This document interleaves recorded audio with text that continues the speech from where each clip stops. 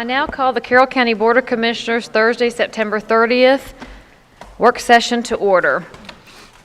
And Finance Director Alicia Searcy will present our financial update for the month ending August 2021, please. Good afternoon, everybody. We're going to get started with August financials. Our revenue at the end of the August was $6,663,191. That was up about $1,182,000 over last year. We're seeing the economic taxes like sales tax is continuing to come in good. Our intangible tax is good. The state reporting fees for real estate are continuing at a good level. Our state court fines are up significantly. In the fine and forfeiture, we're at about 23% of budget, and that's led by state court. So they're doing a good job of processing cases and getting things moving over there. Like I said, our economic indicators are all good right now. License and permits are up over last year. They're at about 25.77% of budget, and sales tax year over year is up about 18.7%. So everything on the revenue side is looking good. Property taxes are up over last year, and we've had some really good collections on prior year taxes. So the tax commissioner is doing a good job of going back and getting those prior year taxes collected, and that's what's impacted the property tax, because we won't see this year's collection starting for another month probably. Our expenses so far this year are $9,151,540, and we're up over last year $707,000, but our budget, as you know, is up over last year, and so our expenditures as a percentage of budget are at 15.48%. Our fund balance remains strong at $29,450,000, and our cash remains in a good position at $28,536,000 with about 176 days of operating cash. So that's a high-level summary. If anyone has any more detailed questions, I'll be glad to try to answer them. Just a comment, the city of Villa Rica had reported the other evening that their sales tax was up about 17% on the Carroll County side, and I think Douglas County was up 16%, and you're stating we're a little over 18% countywide on our portion unincorporated, so it looks like everyone is kind of stable, floating in that same amount percentage-wise, which is a good economic indicator as well, that others are seeing the exact same trend around the same numbers. I think so.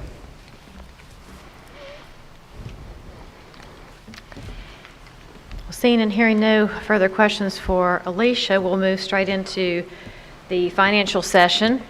We'll move to 10.1. This is a request from myself for our communications director, a transfer of funds for publishing and advertising. The consideration to transfer funds of $12,612 for the Carroll County Annual Report to be published by West Georgia Woman Magazine. We'll be taking it from the contingency item and moving it into a publish and advertising.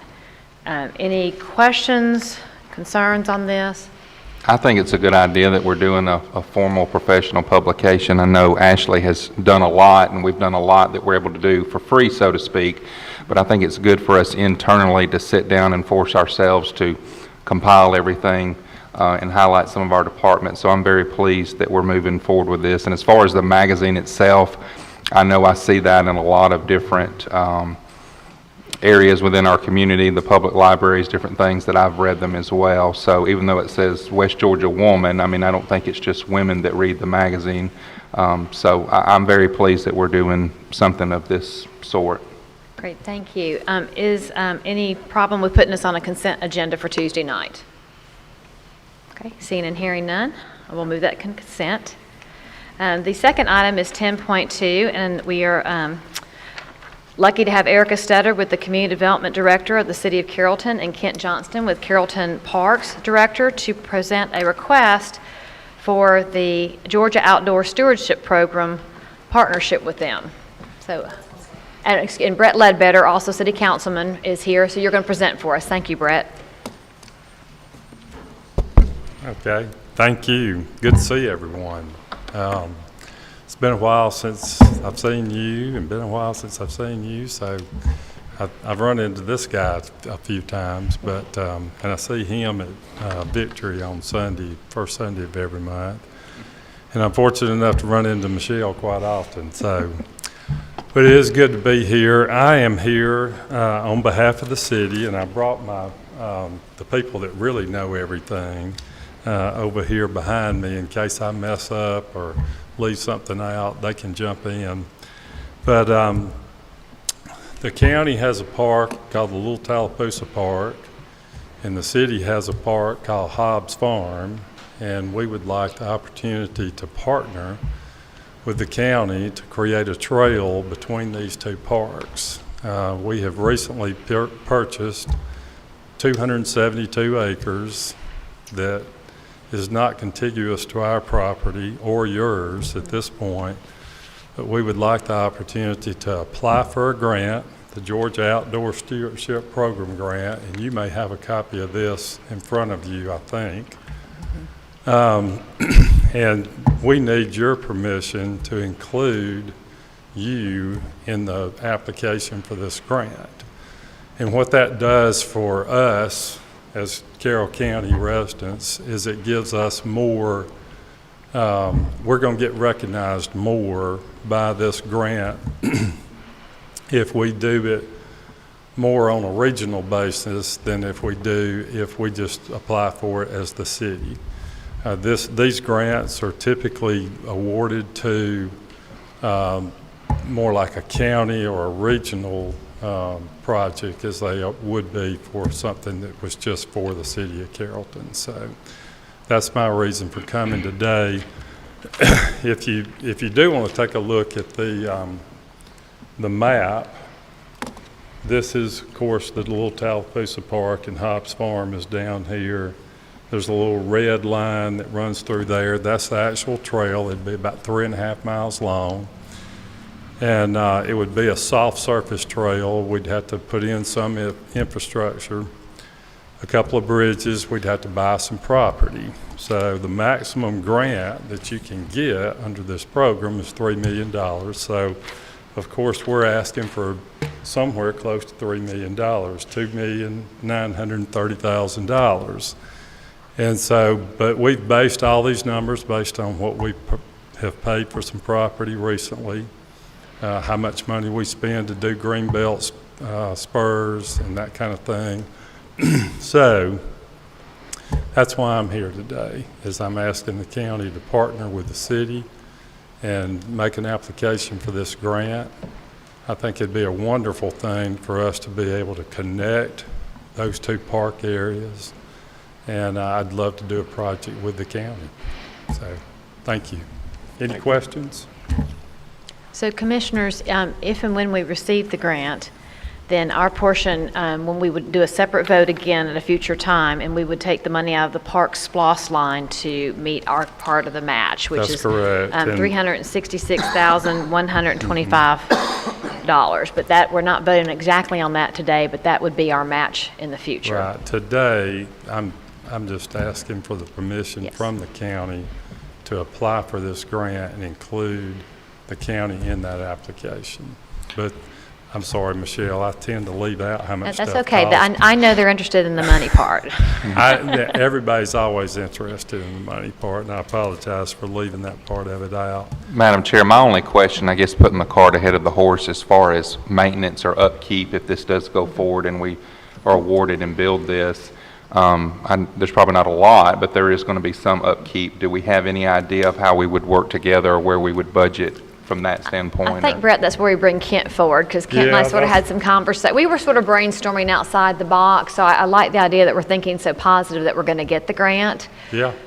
So I think that would probably involve some attorneys, but Kent, if you want to address some of those, but you need, if you want to address them. Yeah. I'll have to bring you Thank forward to very the. much. Good to see y'all. Thank you guys for seeing us today. I'm Kent Johnston, City of Carrollton Parks Director. This is an exciting time. This grant could really do us a lot for us.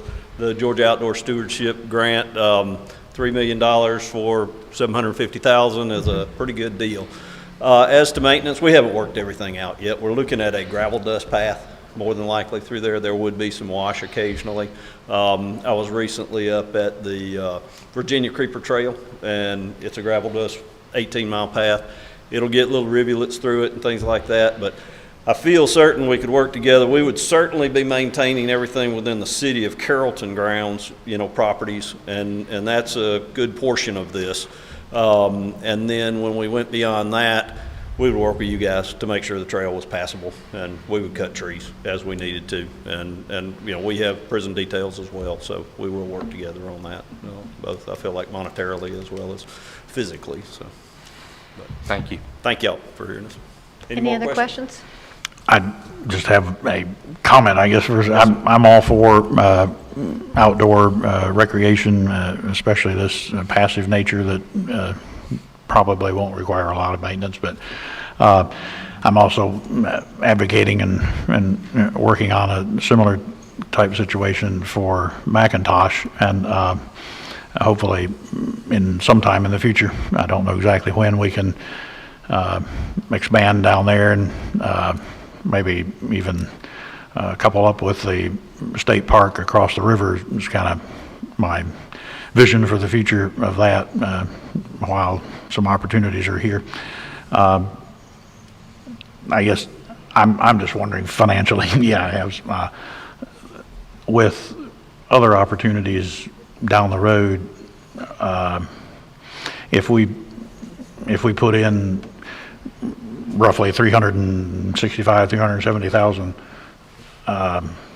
what will this do to the other opportunities? Because that's what's on my mind.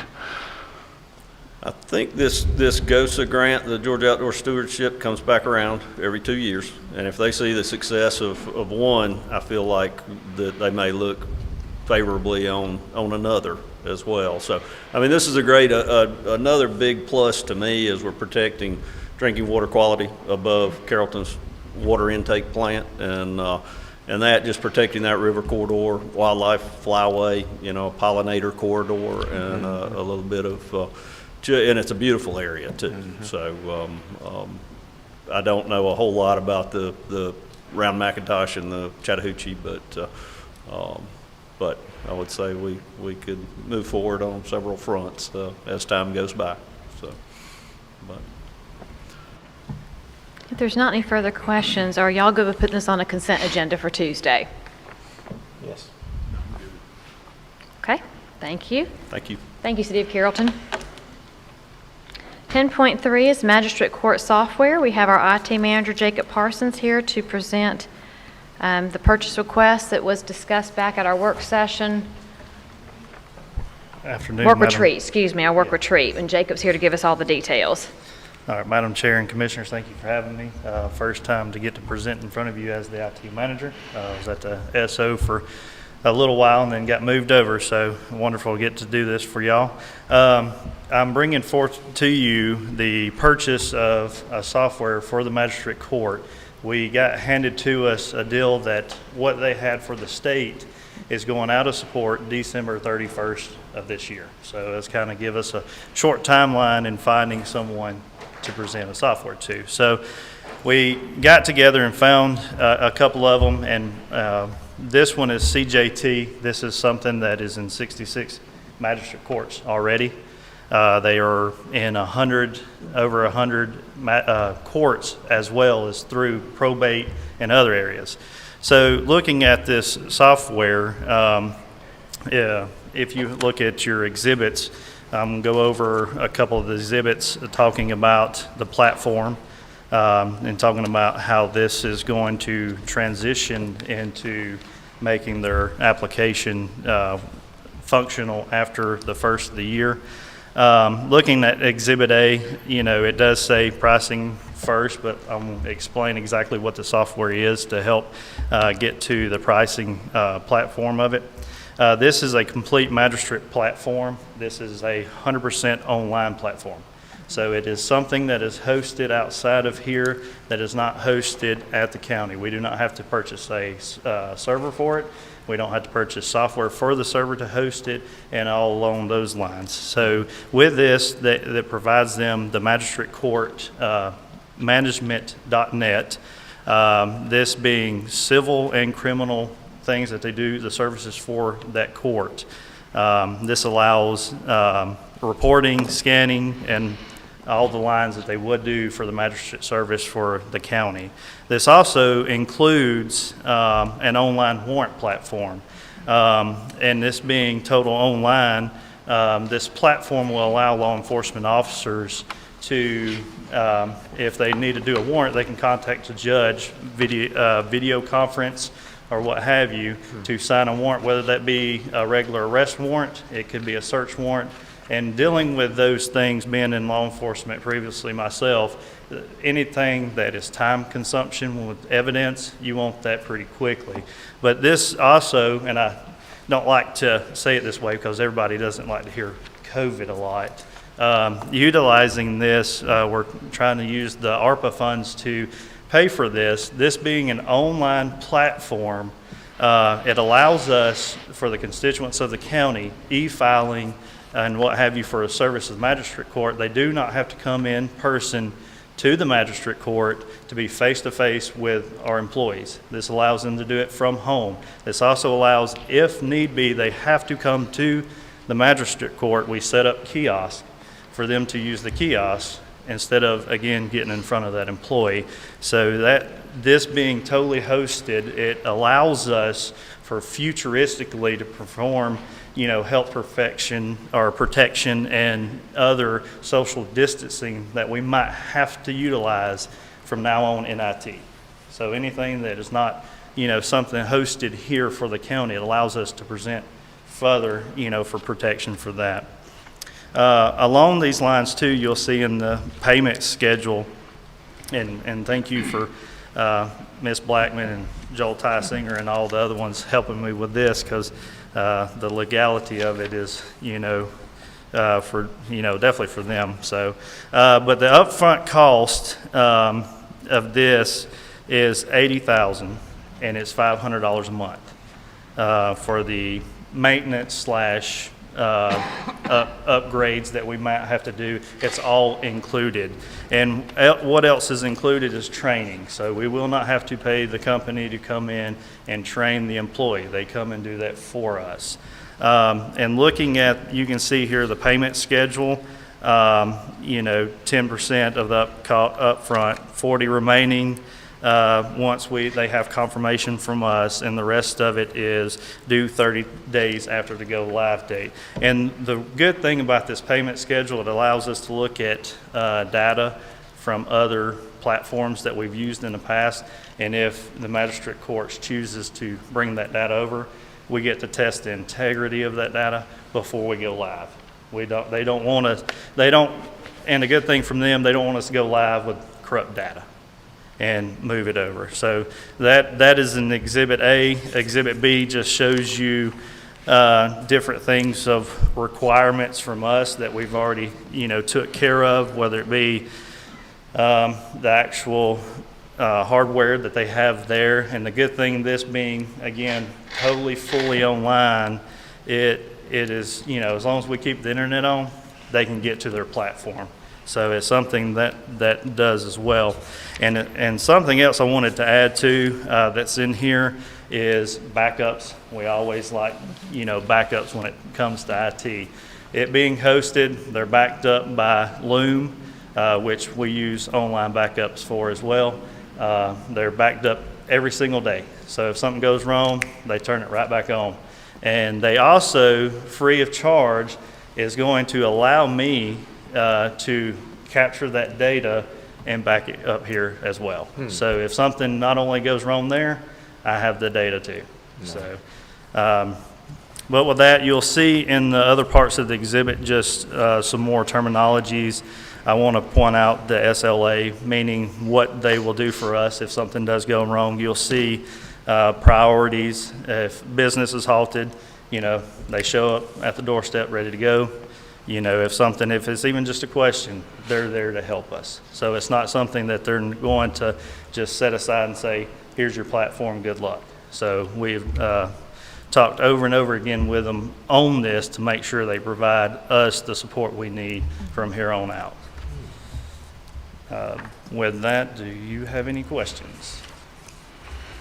I want to say I appreciate the thoroughness that you did. You and I spoke a little bit earlier about some of the things, and I appreciate you taking the time to talk with me on that as well. It sounds like one of the major things, even though we hate to have to spend money, but one of the good things is not having to worry about a server, not having to worry about upgrading our own internal hardware, if you will. And I'm ignorant to IT terminology, but I guess I know enough about that. So that's probably a really big deal that we're not having to worry about the storage capability, correct? Yeah, I know on our other platforms within the county with other vendors, that's the biggest part when I came over to see is we're heavily hosting our own servers for vendor platforms. So that's something that if we can, coming forward from here, if we do not have to pay for it being here, it's better to save us money and we can utilize it somewhere else.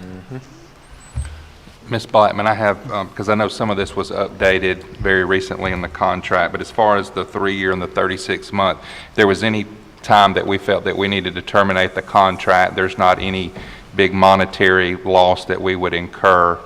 That's right. We negotiated some of that, and some of that's in our standard addendum, that the vendor was very nice working with us on meeting those terms. Okay, thank you. Those changes.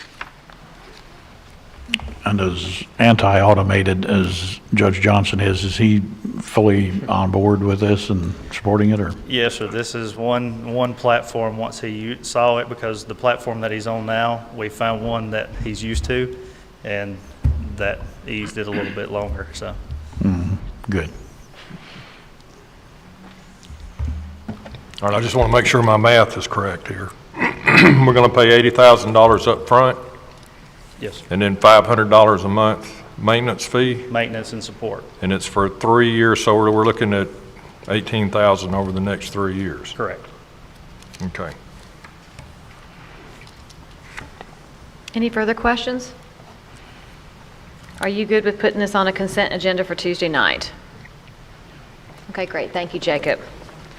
Okay, the next thing on the agenda is the West Georgia Technical College, a consideration to provide a letter of support to send to our state legislative body, so that I'm hoping in this next session they will vote to have the state give us the property back. I will read it. It's long, but I want to make sure we put it into the record. Whereas the Board of Commissioners of Carroll County, Georgia, the county, desires to formally express their request for the state of Georgia to return to the county the property located at 997 South Highway 16, which is the intersection of Highway 16 and 166 Bypass, Carrollton, Georgia, the property. Whereas in 1967, the county conveyed the property to the Carroll County Board of Education for the purpose of constructing a vocational trade school pursuant to a deed dated May 29, 1967, recorded in the deed book 180, page 374, Carroll County Public Deed Records. Whereas in 1968, local county and city leaders joined to establish the Carroll Technical Institute campus, which remains the site for West Georgia Technical College's Carroll campus, the Carroll campus. Whereas when the state established the State Board of Technical and Adult Education as the board legally charged with the responsibility of developing and operating a statewide system of post-secondary technical institutes, the school board conveyed the property to the state of Georgia for the benefit of said State Board of Technical and Adult Education pursuant to a deed dated August 10, 1992, recorded in the deed book 750, page 3, Carroll County Public Deed Records. Whereas for more than 50 years, Carroll County and West Georgia Technical College have enjoyed a partnership in support of providing quality technical education, workforce development services, and adult education for the people of West Georgia. Whereas the donation by Carroll County through its development authority of the property at Buffalo Creek Technology Park for West Georgia Technical Colleges is a clear indication of the continued commitment to support West Georgia Technical College. And whereas during the discussions and negotiations with the state concerning the relocation of the Carroll campus to Buffalo Creek Technology Park, it was always the understanding of the county that the state, county, and city representatives agreed that the property would revert back to the county once the Carroll campus was relocated to the Buffalo Creek Technology Park. And whereas the West Georgia community will benefit from the transfer of the property to the county. Now therefore, the county hereby requests formal approval and the transfer of the property to the county in exchange for the property given to the state for the new Carroll campus at Buffalo Creek Technology Park. Also included with that was a letter of support from our current West Georgia Technical College president, Julie Poe. So if y'all are good with this, I would like to put this on a consent agenda. We can get it signed and sent off to the state. Yes, ma'am. Let's do it. Great, thank you. I'll put that on consent. All right, 11.2, we now have, I'm going to call on Commissioner Lee and Commissioner Reynolds to discuss the agricultural conservation easements of the Stana application. On the application, I know we voted a while back on this. I feel like, and this is personally, I feel like that we didn't give Mr. Stana a fair shake. And the reason I say that is he's been on the waiting list for 4 years. He's done everything he needed to do, and then we didn't follow through. When we spoke before, we spoke and said, hey, we know there's problems with this program. And my understanding was we were going to vote on these two, get them done, and then we're going to sit down and relook at this program. And that's what I thought we were going to do. And I feel like that he didn't get a fair shake on that.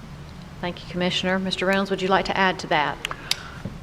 Well, my only thing would be that additional information that I found after that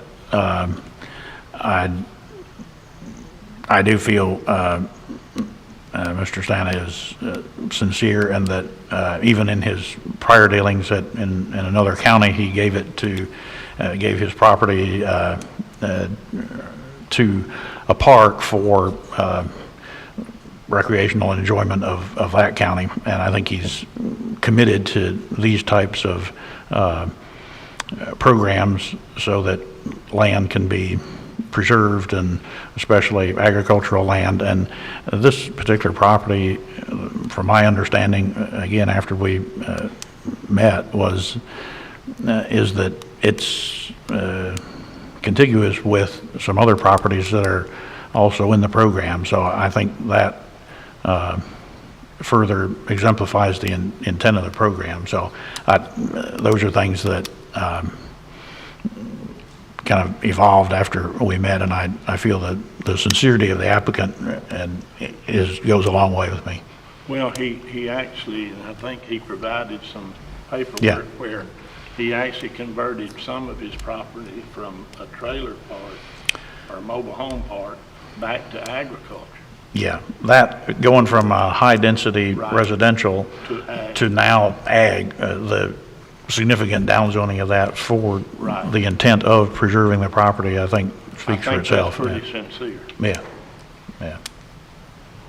So that's where I'm at. I'm just asking y'all to reconsider. Was there not also, I'm not as familiar with it, even though I voted in favor of this, but the one particular part, there was some question, I believe, about the floodplain zone or something. Was that not remedied, or was there not an explanation for a portion, or if that maybe some portion of that wasn't included in the value? I'm not as familiar, but I was thinking that was one of the sticking points, my understanding maybe with some of the commissioners, of why maybe they did not vote for it. Yeah, I think there's no value, I think, in the deal that they put on the floodplain part. You're actually getting it free. That's what I'm understanding. yes. And also, I don't know, I know George has probably been to the farm. I don't know if anybody's been out there, but that's one of the beautifulest farms in Carroll County. It really is. It's old Fred Walker Farm. Mm-hmm. What I do like to know, because I'm agreeing with Commissioner Chance here, that's why we looked at it. A lot of it was in wetlands, so we didn't feel like it would be a great investment for what we wanted it for what the program was for. Is there anybody that can confirm that there's no value put on the wetlands part of this? It's I in think- that, I mean, I don't. Our people, is there anybody that can confirm this? We have Brian Kent here. Brian, I hate to put you on the spot. Do you remember from the application, I know there was a lot of specifics and details. Do you mind addressing that? And if you don't feel comfortable, feel free to say so.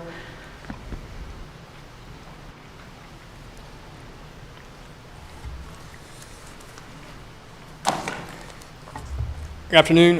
Yeah, I don't have I got some information, but as far as the appraiser did provide information that the wetland was accounted for in the appraisal, meaning the value with wetland was inherently assessed, or it was adequately assessed. My 2 cents on it is we're looking at it from a development standpoint. This is a program that is designed to maintain agricultural grazing lands and whatnot, and this is an entire grazing land. And what the money is being put forward to is not to essentially pay for a development, but it's being paid for to maintain future grazing lands. So I understand and I appreciate the conversations that have been had. There's been more conversation had about this program in the past month than there's been in the past 10 years. And I recognize that and I appreciate that. But I think recognize it as wetland you're looking at is we're not investing properly. I would encourage you to look at it differently and say we're investing in maintaining grazing lands, maintaining grazing agricultural and sustainable agriculture. So, but yes, back to your original question, there is a letter I think that's been provided. The appraiser did provide information on how he appraised the property, and the wetland was accounted for and appraised accordingly. I would agree that I'm somewhat familiar with the property too from the previous property owner, and it is a nice piece of agricultural land. The concern that I had and this is why I voted to approve it, is we have a system in place, and I think some of these conversations that we're wanting to sit back down and look at things more closely to see what we need to do with the program moving forward. But I have a problem as a county representative that we allowed something to stay in the wheelhouse for years, and then all of a sudden at the end, and I'm not trying to neglect anyone's vote, but I'm just saying all of a sudden at the end, certain commissioners may have an issue with certain portions in it, and I don't understand why it would have taken someone waiting for years for that to come out. I mean, in other words, if it had wetlands and all of a sudden that was a major portion of why it shouldn't have been approved, then why would someone sit and wait for years? I mean, and that's a sincere question I have. I don't know the answer to that. So to me, if that was, the wetlands didn't start yesterday, they would have started at the time of the application. And I don't know whose role it is to speak up, but I don't know how you let something go that long and then find certain things that were imminent at the very beginning that are now disqualifying factors. I guess that's where I'm at. So that's where, this was under the previous administration, previous board, and so that is why we want to step back and relook at how these applications come in, what the Board of Commissioners finds important. It may be that this is not the program that the Board of Commissioners want to do. We may choose to do another kind of grant program. But so you're right, I don't have an answer for that other than it never got to that previous board, so it's never gotten to this board until now. And I apologize, I do have an email right here that was brought to me. It was sent to the applicant. It says the influence of the floodplain was factored both before and after the easement. The floodplain is a major influence on value before easement, reducing the value of the property before easement. It is not a significant influence on value after the easement is imposed. In other words, the vast majority of the damage, that's in quotes, lost to value from the easement is incurred on the area outside of the floodplain. And this is from the appraisal that the appraiser that has been, qualified in these programs. And had we had that piece of information, it may have come out differently. And I think, we may have another one that comes up, and there'll be other questions from a future applicant that may not have been asked at this one or previous. So you're right, Brian, this is the first time we've really had some good conversations about what this program means, where it's going, and what Carroll County and the Board of Commissioners want to see in preserving agricultural land in Carroll County. So. Well, I think the purpose of the program is to prevent rooftops on agricultural land. Is that right? Not It is a byproduct of it. The product is to maintain family farms. The product, the intent is for there to be allow for cessation planning. Anybody that's been involved in agricultural knows how your one good crop year away from boom or bust. All right. And what this allows, this is an estate planning tool. This is a long-term planning tool, so that's why I encourage you to say, you've got this list of applicants that are sitting there that are looking at it, and they're looking at their families and future generations on what they can plan for. And agriculturally, it's very hard to plan for the future, but if you've got this program and it helps lay out some funding, that's what it does. That's what's the intent of it. Can it be abused? Sure. But the intent of it is not so much to keep the rooftops, but it's maintain family farms. Right. But That's I not guess where I was going with that is you can't build houses on a floodplain anyway. And that's that was my thinking, if you're looking for an answer. But I didn't have everything in front of me, so. Any other questions? Well, I would for- say that floodplain is not a qualifier for the NRCS program that we're talking about. The only thing that really disqualifies a program is hazardous materials or the proximity of transmission lines, pipelines, anything that might be detrimental to the agricultural influence. The floodplain is not a qualifier for the NRCS program that we're speaking of. Well, I'm still in the learning curve.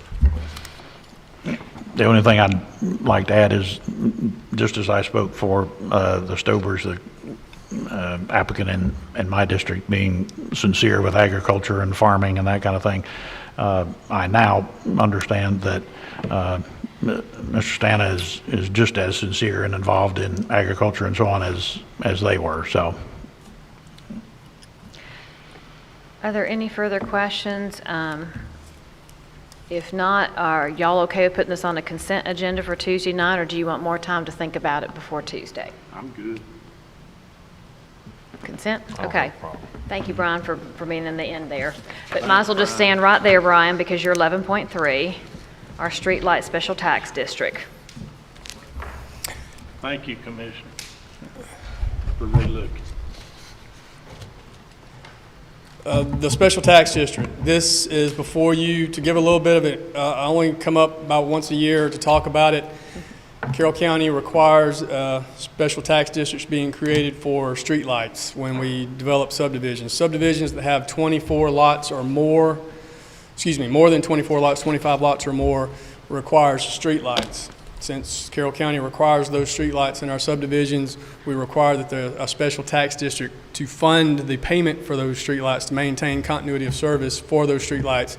Carroll County requires that. So there's what's before you is a special tax district for streetlights, understanding that there are special tax districts for potentially for other things. A developer could come before you with a special tax district to cut the grass, other things. I don't want to get too far into it, but understanding that special tax districts can do other things. This is phase 4, the final phase of Harlan Trace off of Carroll Road in Billerica. So this is one of the final things that has to be done before the final plat can be routed around for signatures through other departments such as Public Works, Water Authority, Fire, Community Development, and ultimately to the chairman. So this is just a final bit of admin before you. I think there's 4 lights in this final phase 4, so this will help fund and maintain continuity of service for the remainder of the phases of the development. If there are any questions. Mr. Kent, I'm fine with what we have here as far as the $40 per lot, but you and I have had some discussions probably a year or 2 years ago, and I was trying to figure out where the number was derived from. And I know you stated it's kind of a complicated process, and I learned some different things as far as maybe where that number comes from. But we had stated at that point in time that we may need to, in the future, relook and see, is that a good number at $40? Where do you, as an administrator for the department, I mean, where do you see us? Is that something we need to start a process to look into for the future, or where are we at with the number? The number, I've been involved with scrubbing the accounts. We have Georgia Power, Greystone, and Carroll EMC are the service providers that we contribute to, make payments to regarding this program. I know I've been involved with the scrubbing and making sure that we have improved our fidelity over some of these accounts. we're still solvent with it. I've tracked it. The money comes from utility costs, and each service provider gives us, Carroll County, a favorable rate. So we're able to maintain some level of solvency with it.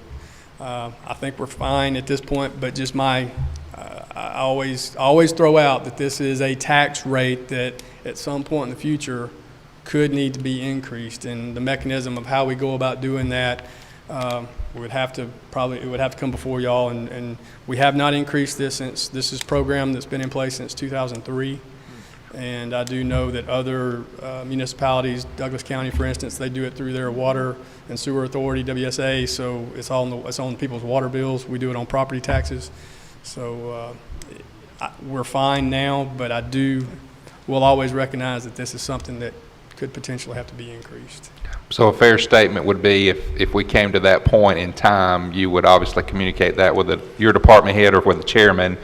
In other words, I just don't want to ask this every time and then all of a sudden, 18 months ago, it was costing us $55 a lot and we're only charging $40, and I'm not saying that's a big deal, but this is something, to your point, talking about being solvent, it's something I want to make sure that we're charging a fair amount, because I know a lot of other counties and jurisdictions around us charge a lot more. That doesn't mean we have to, but I want to make sure that we're where we need to be. I think our biggest service provider is Carroll EMC, and to pat Carroll EMC on the back and say they're giving us a much better rate. If we were Greystone, I just know that their service utility costs are a little bit more.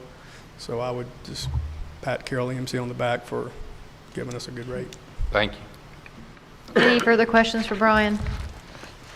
Seeing and hearing none, are you good with putting this on a consent agenda for Tuesday night? Okay, great. Thank you, Brian. All right, the next thing we have is the Board of Assessors of Personal Property Audit Services, and we have Hubert Sparks, our Chief Assessor, here. Can we adjourn?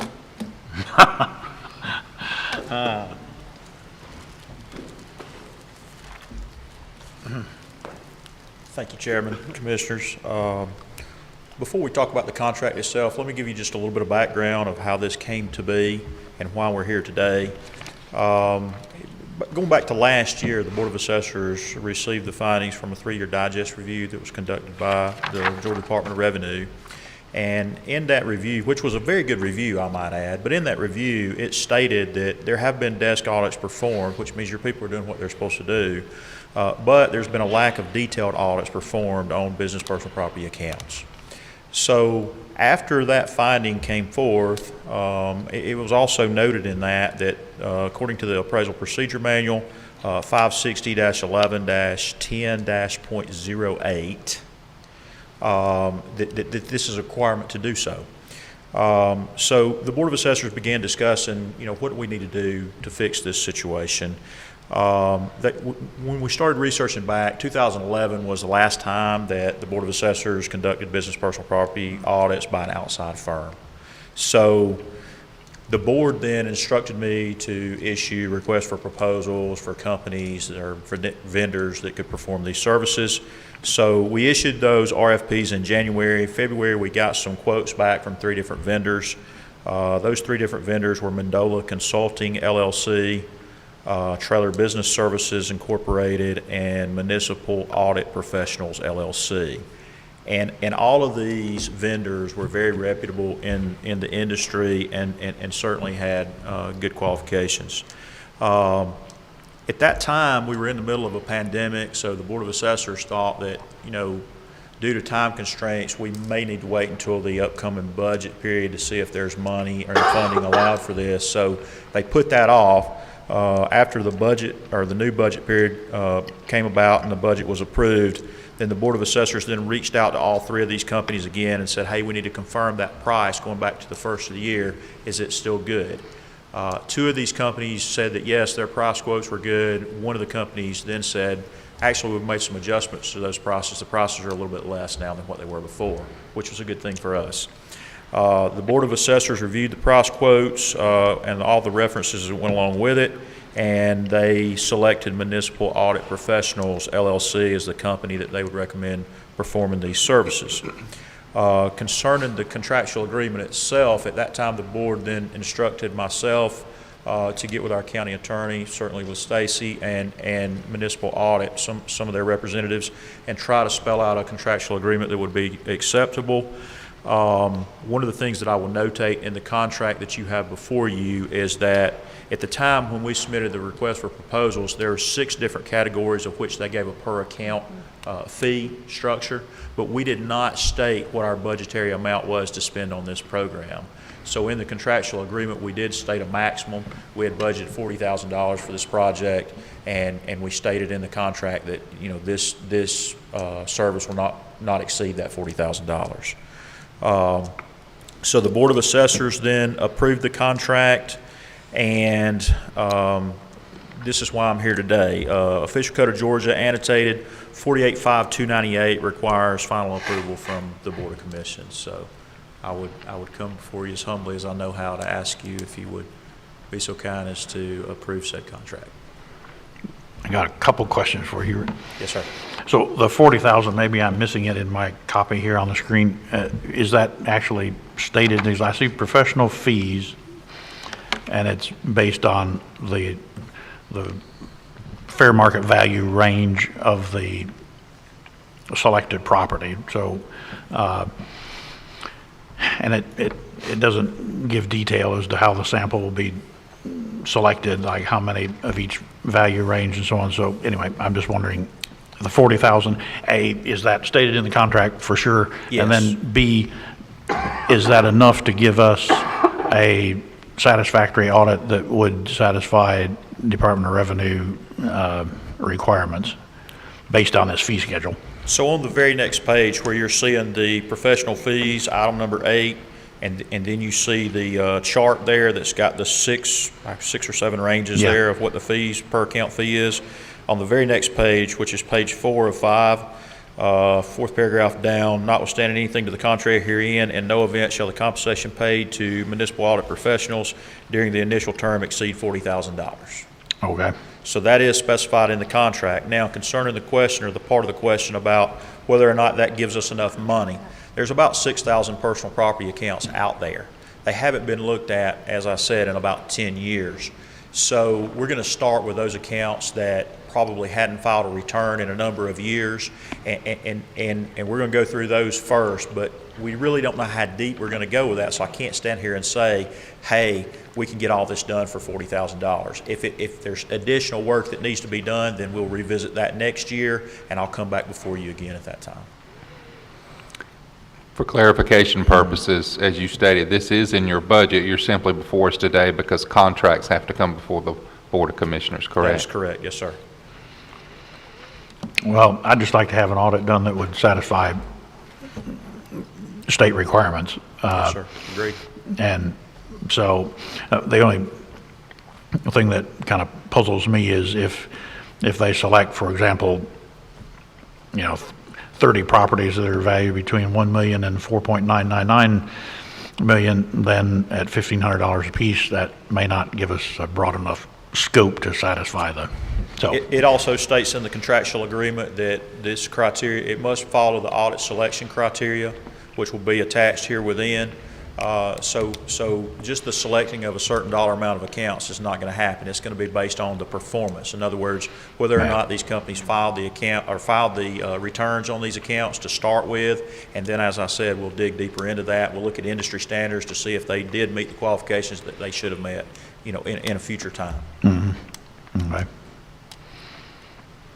Any other questions for Hubert?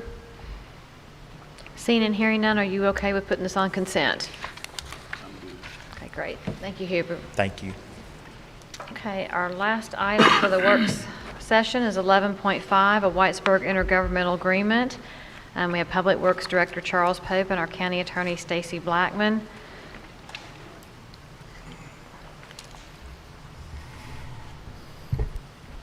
Thank you, Chairman, Board of Commissioners.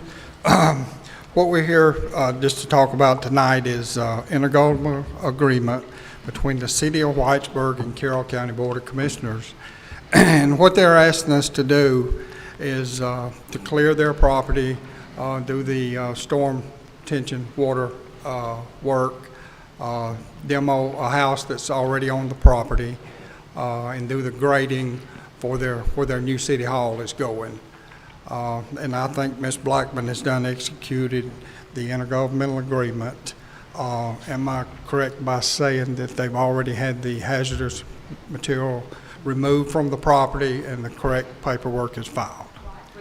For the asbestos abatement, and we have an indemnity from the city about the asbestos abatement has been done properly. They provided the paperwork, and the city's approved this IGA already. Now, the city will be paying us for this work, but because of the dollar amount, it's not where I could just send you an email. So that's why we're having to do this agreement. They will be paying us for the work. And the agreement was for them to pay us 100% of the material that's used, the fuel and labor only. Well, I'm glad that we can do this, even though they're paying us. I'm glad we can do this for Whitesburg. They've been in that little trailer for years, and it's not a suitable place, nor is it visible.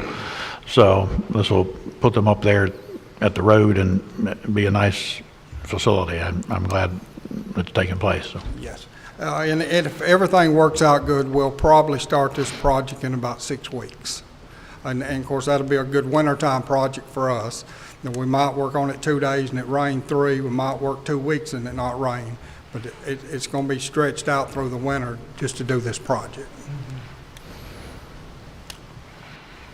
Any other questions for Charles or Stacy? Seeing and hearing none, are y'all going to put this on a consent agenda? Yeah. Okay, Thank you. great. So let me just review for Tuesday night. Let me go pull this agenda up.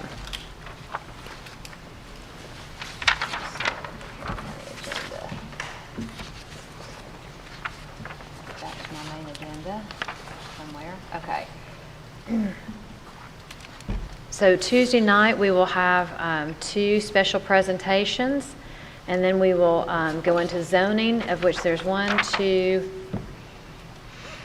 3, because one of them has been withdrawn. So out of the 4 that were originally gone, we only have 3 of those, and then we'll have the consent agenda, which every item, 10.1, the request for funds for published in advertising, 10.2, the Carrollton Georgia Outdoor Stewardship Program grant, the Magistrate Court software, the resolution to provide a letter of support to the state for West Georgia Technical College for us to receive that land back, the 11.2 agricultural conservation easements with the STANA application, 11.3 the Street Light Special Tax District for Harlan Trace Phase 4, and 11.4 the Board of Assessors, their personal property audit service contract, and 11.5 the Whitesburg Intergovernmental Agreement and Contract. So at this point, if there's not any further discussion, I will